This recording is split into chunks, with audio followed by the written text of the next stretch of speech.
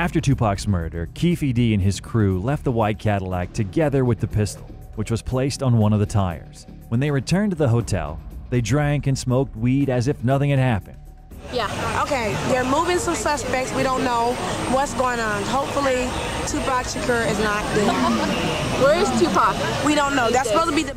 Next day, after they had spent a fun night, they picked up the Cadillac, but the pistol was already gone. As Keffe D says, MTV started airing mass news headlines with the title Keffe D's Nephew. All of this news came to light when Suge Knight mentioned Keffe D and Orlando Anderson in an article about Pac's murder. Keffe stopped checking the news and called Suge Knight a snitch. After Tupac's murder, shootings broke out in Compton after the Southside Crips were suspected of being involved in the rapper's murder. I think in the next 10 days, we had 3 people murdered and I want to say 11 shootings. All shootings, yeah. Keffe claims that Suge Knight himself was involved in these shootings as he wanted to find Orlando. Keffe knew where the boss of Death Row was at, and he wanted to pay him a visit. He headed there with his men. One of them was dressed in a UPS uniform. They went up to Suge's studio, but he did not open the door. If he would have opened the door, it would have very likely been killed.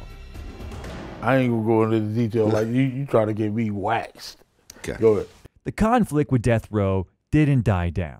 One day, policeman Reggie Wright Sr., who happens to be the father of Death Row's bodyguard, Reggie Wright Jr., paid Keffe D a visit. He was worrying about his son and told Keffe, "If you kill my son, you asshole, you will pay for it." After that, Keffe understood that he needs to be ready for everything, since, after all, people in Suge's circle was clearly in an aggressive mood. 3 days after Pac's murder, Zip met up with Keffe at a cafe, and it was at that moment that Puffy called and asked, "Was it you?"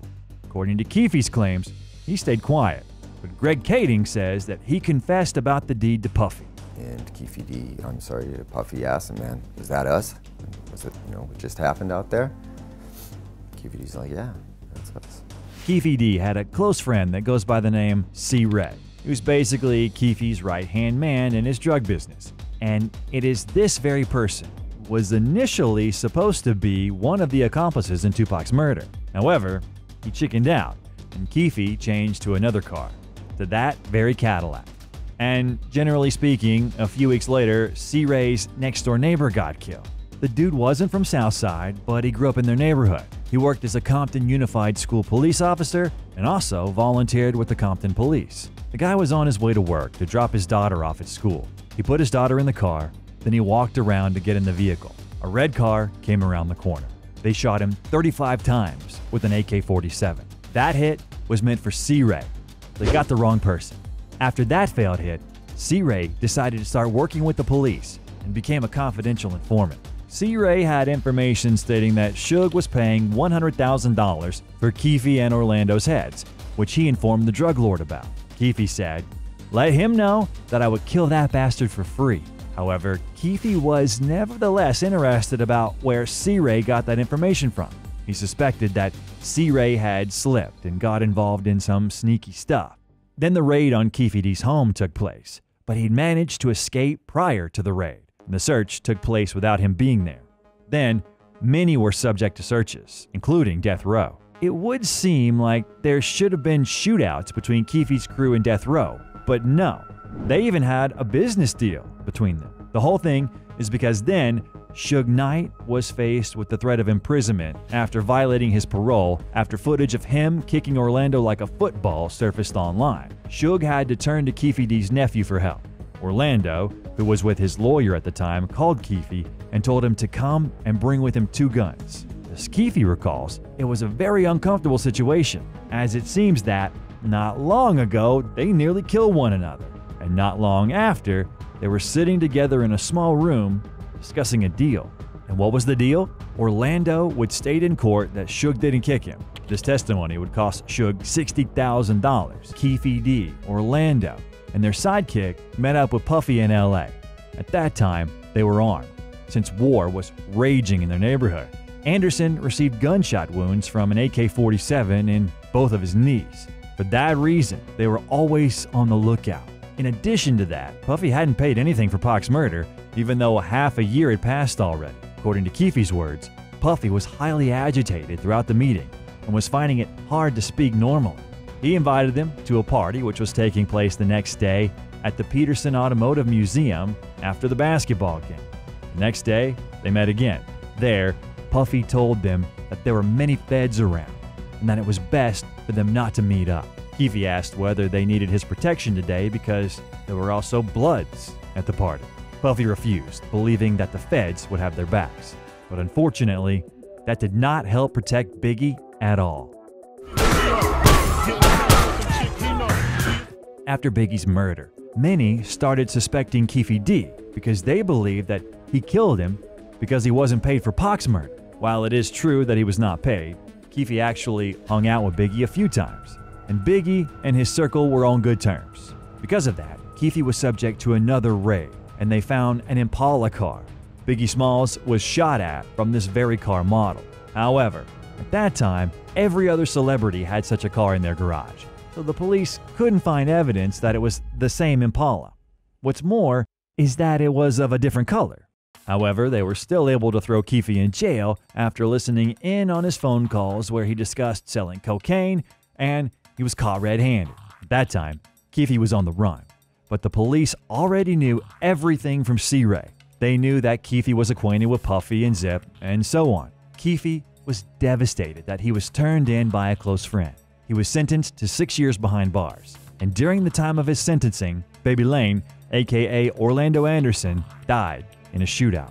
He was with his friend Michael Duro next to a car wash, where they met two guys who owed them money. In the end, Orlando pulled out his gun and fired at one of them. Orlando was fired at in return, and then Michael shot at the guy who shot at Orlando. And in this shootout, 3 people had died. Orlando died on the spot. Michael lived, but he was arrested and received a life imprisonment. During that time, Lane founded his own label company under the name Success Records, and you can even find a cover for his album online.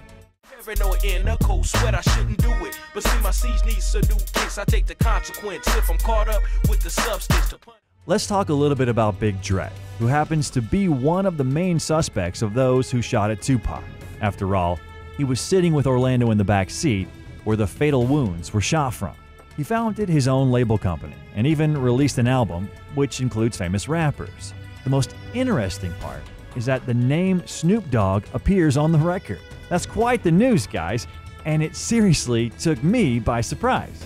Who would have thought that one of Tupac's killers features in his album none other than Snoop, who was Pac's friend? And the description of the album says the following: "This album is dedicated to all the fallen soldiers." And in this list, we can find the name Baby Lane, aka Orlando Anderson. So it happens that Snoop took part in an album that was dedicated to Orlando Anderson. What a discovery! Big bosses, 100,000s, we tossing up.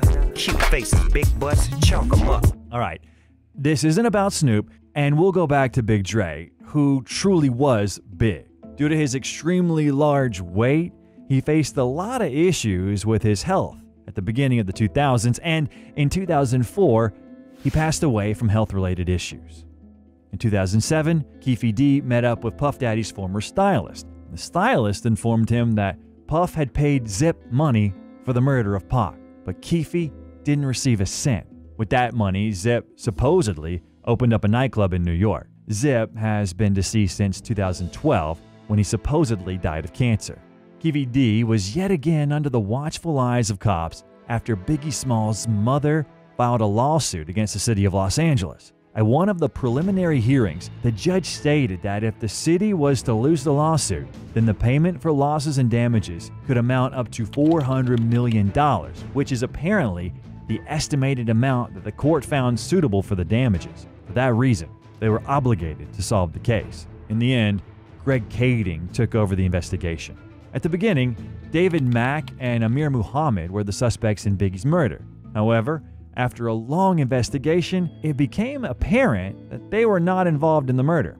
A little later, they went after Keefe D, who refused to give them any information. At that time, the feds were investigating Keefe D and other members who were involved in drug dealing throughout the entire country. So they were not only able to sentence him for life behind bars, but they were also able to involve his family members. For that reason, Keefe decided to recount everything he knows, including what happened on the 7th of September, 1996. I seen the bullet going Suge head. I thought he was dead. So Tupac's trying to jump in the back seat. And what Suge doing? Just ducking? After that, in 2015, Terrence Brown, who was the driver of the Cadillac, was found dead in Compton at Glow Gang Worldwide. Him and the store owner were killed. DJ Vlad asked why Bubble Up, aka Terrence Brown, was in question after Keffe D's confession, to which Greg responded by saying he tried, but nothing worked out, and the Las Vegas Police Department was not interested in it. And that same year of 2015 was the release of the movie Murder Rap, Inside the Biggie and Tupac Murders. The story was constructed based on Kading's investigation, in which he recounts all the details of the murders of the legendary rappers and who was responsible for them. Keffe D then released his own book, where he talks about his life and about the music industry, how he got to know Diddy, and so on. And he began giving interviews to various YouTube channels in which he mentioned that he regrets getting involved with the boss of Bad Boy Records. He also regrets getting involved in drugs and taking part in Tupac's murder, even though he thinks that Pac got what he deserved, because no one can lay a finger on his family. I told you I beat 3 of the baddest entities in the world. United States government, fucking cancer, and the streets. But, as we all know, not long ago, revenge took place. And on the 29th of September 2023, Keffe D was arrested. And my goal here today is to walk you through our investigation and what led us to the indictment of Duane Davis, also known as Keffe D, for the murder of Tupac Shakur. For those who want to get to know the autobiography of Keffe D, I recommend you watch his criminal history. Hit the like button as it helps us promote the video. Subscribe to the channel. See you soon.